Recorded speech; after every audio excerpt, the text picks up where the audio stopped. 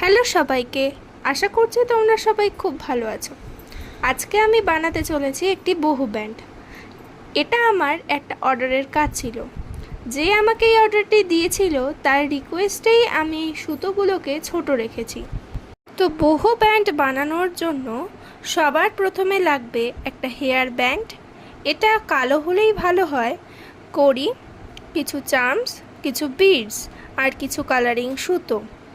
তোমরা চাইলে বিডসের বদলে কালারিং পুঁতিও ইউজ করতে পারো। ব্যান্ডের সাথে সুতোগুলোকে বেঁধে নিয়ে বেনি করে নেব, আর মাঝে মাঝে কিছু বিডস, কিছু চার্মস অ্যাড করে নেব।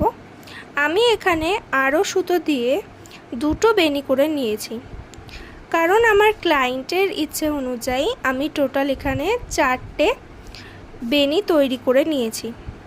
বেনি করা শেষ হয়ে গেলে সুতোগুলোকে একই লেন্থে রেখে নট বেঁধে বাকি অংশটা সমান করে কেটে নেব।